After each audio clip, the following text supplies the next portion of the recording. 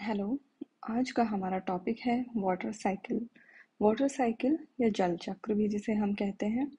तो इसमें हम सबसे पहले देखेंगे कि अर्थ की जो 75% सरफेस होती है उस पर झील, नदियों, तालाब, समुद्र, ग्लेशियर्स के रूप में वाटर पाया जाता है। तो इस फॉर्म में जो ये वाटर रिजर्वियर होंगे इनमें पानी मिलेगा और पृथ्वी पर निम्न प्रक्रिया द्वारा जल का आवागमन एक रूप से दूसरे रूप में होता है। जब हम वाटर साइकिल की बात करते हैं तो इसमें हम यह देखेंगे कि कोई रिसोर्स होगा जहाँ से वाटर वेपराइज होगा, फिर उसके बाद प्रेसिपिटेशन के थ्रू वापस वो उसी रिसोर्स में चला जाए। जैसे समुद्र से पानी का वाष्पीकरण हुआ और वाष्पीकरण के बाद वाष्प बनेगी और उस वाष्प से बारिश होगी और बारिश के बाद वो वापस से पानी जो थल है या धरातल है उससे बहता हुआ वापस से समुद्र में चला जाए। तो यह एक साइकिल की फॉर्म में पाया जाता है जिसे हम वाटर साइकिल कहते हैं। तो जो अर्थ की सरफेस की जब हम बात करते हैं तो लगभग 75% वाटर जो है झील, नदियों, तालाब, समुद्र और ग्लेशियर में पाया जाता है और ये वाटर की फॉर्म में मिलेगा। पृथ्वी पर जो ये निम्न प्रक्रिया है जिसमें इसका आवागमन एक रूप से दूसरे रूप में होगा। तो सबसे पहले इसमें क्या होता है कि सूर्य के ताप द्वारा समुद्र की सतह से जल का वाष्पीकरण होता है। समुद्र की सतह पर पानी मिलेगा तो सबसे पहले सनलाइट आएगी और सनलाइट क्या करेगी, उसका टेम्परेचर इंक्रीज करेगी। इंक्रीज होने के कारण जल का वाष्पीकरण होगा और जल जो वाटर होगा वो वाटर वेपर में चेंज हो जाएगा, जल का जल वाष्प में बदलना। तो सबसे पहले ये प्रोसेस होती है जिसमें सनलाइट के द्वारा वाटर वाटर वेपर में चेंज होता है।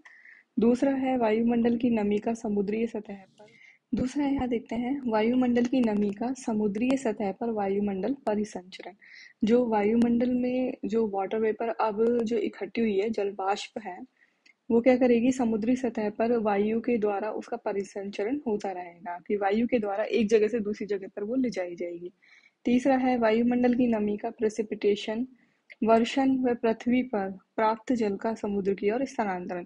कि अब जो वायुमंडल में नमी थी, वाटर वेपर है, उसका क्या होगा, प्रेसिपिटेशन होगा। वो कंडेंसेशन के द्वारा वो ठंडी होगी और फिर उसका प्रेसिपिटेशन होता है और पृथ्वी पर प्राप्त जो जल है, अब प्रेसिपिटेशन हो गई, वर्षा होती है वो हो जाएगी और फिर उसके बाद यह जो पृथ्वी पर जो जल है वापस से समुद्र की ओर जाता है। तो यहाँ पे ये साइकिल दिया है कि ये कॉन्टिनेंट्स है और ये ओशियन। अब यहाँ पे क्या हुआ, ओशियन से जो पानी था वाटर वेपर की फॉर्म में गया, इसका इवेपोरेशन हो गया। इवेपोरेशन के बाद वाटर वेपर बनेगी। अब ये वाटर वेपर है जो एक जगह से दूसरी जगह मूव करती है और यहाँ आकर के इसका जैसे कॉन्टिनेंट है इस पे प्रेसिपिटेशन हो गया।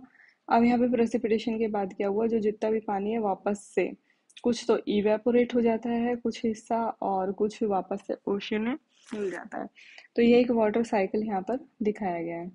सी सरफेस, और यहाँ पर सी सरफेस से सोलर रेडिएशन से टेम्परेचर इंक्रीज हुआ। टेम्परेचर इंक्रीज होने के बाद इवेपोरेशन हो जाएगा और प्रेसिपिटेशन होगा। बारिश के बाद वापस से पानी अर्थ पर आ जाएगा और अर्थ से बहता हुआ वापस समुद्र में चला गया, धरातल से बहता हुआ समुद्र में ही चला जाएगा। तो सबसे पहले यहाँ देखते हैं जो ग्लोबल वाटर साइकिल है ये बॉडिको ने दिया था। ये इन्होंने दिया था 1971 में। तो इन्होंने बताया कि जो टोटल अवेलेबल वाटर है अर्थ पर, तो उसमें से सी में कितना है, 97.2%, 2.15% पोल्स पर है और 0.62% भूतल पर होता है। इसी तरह से 0.03% अलवणीय झीलों में पाया जाता है। तो ये इन्होंने दिया था।